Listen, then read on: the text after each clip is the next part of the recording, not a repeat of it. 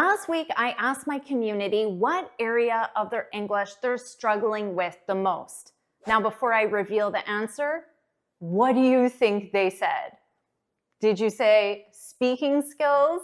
Well, you're right. 61% said they're struggling with their speaking skills the most. This was not a surprise to me at all because I hear this from my students every single day.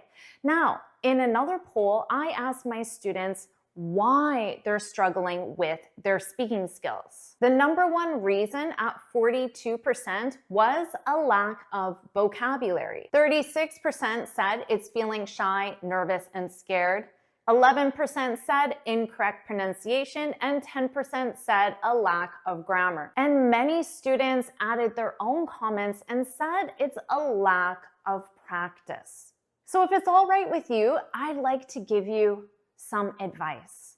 My honest advice, my brutally honest advice about why you're struggling with your speaking skills and how to fix that. First, let's talk about a lack of vocabulary because this was the number one choice at 42%. Now, on the one hand, I agree with this statement because if you don't have the words, you're not able to form sentences. You can't open your mouth and share ideas because that takes words. So I do agree with this, but on the other hand, I think you have a lot of vocabulary and you just don't realize how much you have. For example, think of how many words I'm using in this video. If you can understand these words, even if you only understand 50%, and you count how many words I used in this video, you would be quite surprised by how much you actually know. Or just open up the first page of a textbook or a children's story in a language that you don't know and see how unfamiliar it looks to you compared to anything you would look at in English and how many words you actually know in English. The reality is that most native speakers, our daily speech is formed by a small number of words, maybe 1,000 to 2,000 words in an average daily use. So if you learned 3 to 6 new words per day, in 1 year, you would have the vocabulary that you needed to have basic conversations. Now, more realistically, you probably need about 20,000 or 35,000 words to fully communicate your ideas on a wide variety of topics. But think of how many you already know. So if you divide that by 2, the number of words you already know, you only need to know about 25 new words per day for 1 year to reach that full vocabulary. Another part of the problem, if I'm being brutally honest, and perhaps I'm even part of this problem, is that teachers like myself, we release these videos saying you must know these 10 C1 expressions to speak confidently. But the reality is, if I'm being brutally honest, that's just not true. Sure, you can absolutely add these words to your vocabulary, all the words that we claim are must know, need to know, learn these now, but it isn't actually true. You don't actually need to know these words. They're useful to know, but are they must know if I'm being brutally honest? Most likely not. And another problem, probably why you think it's a lack of vocabulary, is you're too focused on forming more advanced sentences, C1 sentences. Now, I make these lessons for you on C1 vocabulary because you need them for your IELTS. You need them for a job interview. You need them if you're writing an academic paper or you're giving a formal presentation. But in your day-to-day speech, the reality is, if I'm being brutally honest, you don't need them. I don't use the word utilize in my daily speech. I might use the word utilize 3 to 5 times a year, whereas I use the word use every single day. I probably use it 20 times in this video. So on the one hand, although I agree that it's absolutely important to expand your vocabulary, I also feel like you probably have enough vocabulary right now to start forming sentences and to start speaking, and you can just add on more words as you go every single day. Now, a tip for you is to actually not learn words, to learn entire phrases, because we don't communicate with individual words. You need to know how to use that word in an entire sentence, a phrase. So focus on learning phrases that you can learn one phrase and you can instantly use it in your vocabulary, in your speech, and you'll already feel more confident communicating. Now let's talk about feeling shy, nervous, or scared, because 36% of students said this. In my honest opinion, I feel like this is probably the biggest barrier, mainly because this isn't an area that's focused on in language learning. The focus is on learning vocabulary, learning grammar, learning correct pronunciation, but it's not about managing your emotions, understanding your mindset, understanding what it's like to speak in public, and providing strategies to fix that. My brutally honest advice to you is that it's totally normal to feel shy, nervous, and scared. Those feelings most likely aren't going to go away in the near future. They're going to be with you, and you need to learn how to open your mouth and speak even with that feeling in your stomach, even with that nervousness. You can't let that feeling in you, in your body or in your mind, you can't let that prevent you from speaking. You need to take action now, and the more you practice, the more you speak, the smaller and smaller that feeling will become, but it will likely still be with you, if I'm being brutally honest, even after you've been practicing your speaking for months or years.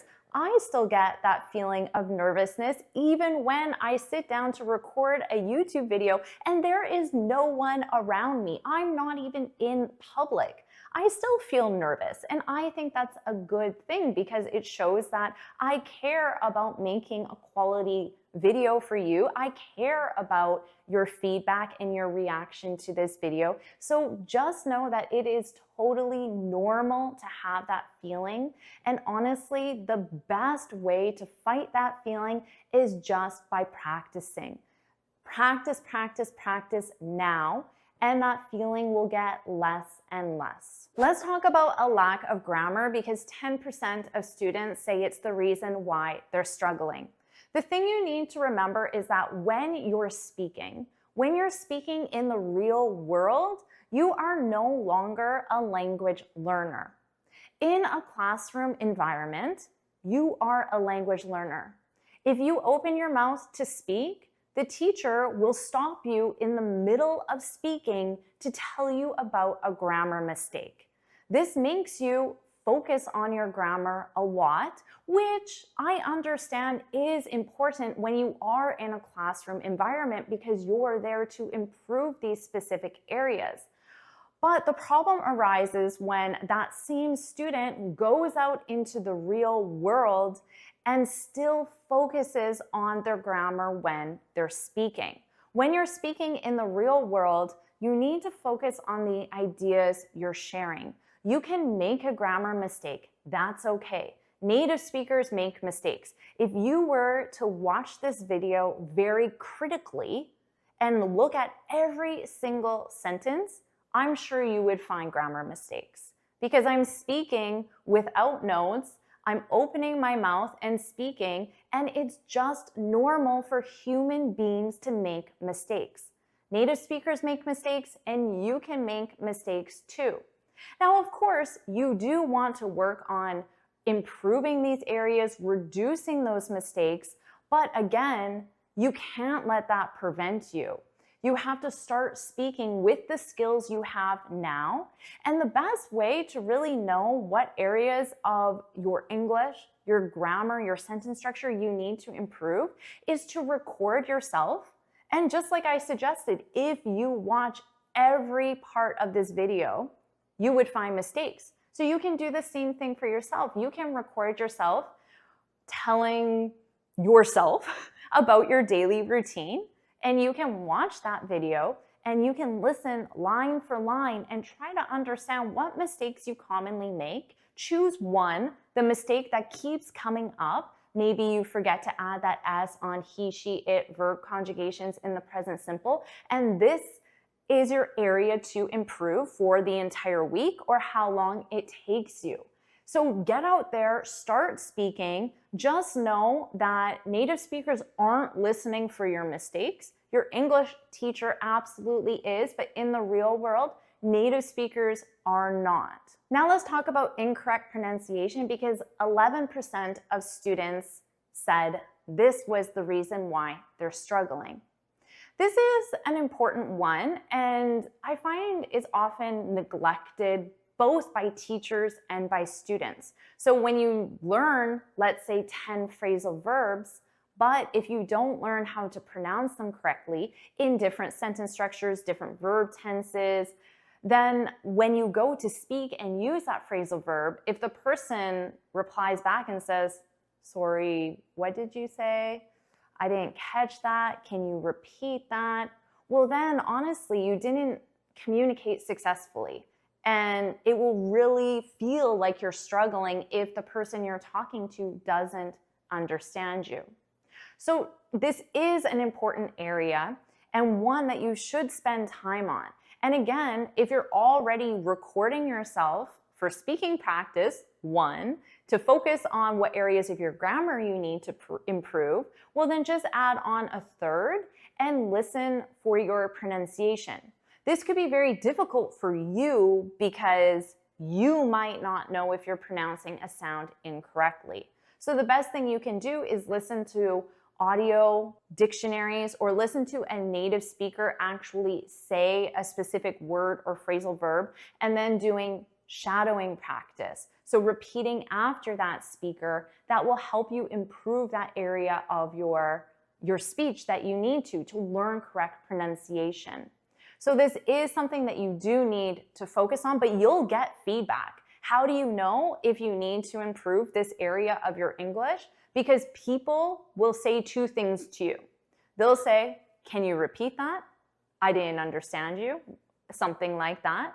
So you know, if you get that a lot, you know this is an area you need to improve. Another way you'll know is if you're talking and the person says, oh, where are you from?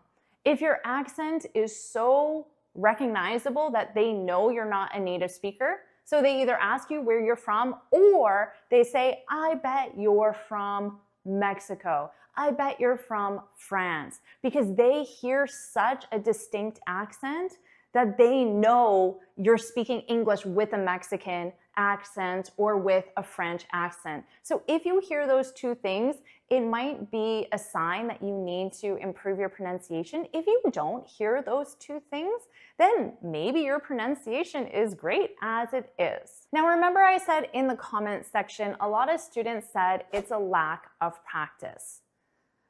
Definitely, if I'm being brutally honest with you, this is true. And this is where I hear a lot of excuses. Do you know what the most common excuses are for a lack of practice? Well, I live in a non-English speaking country. I don't have anyone to speak to. I don't have time.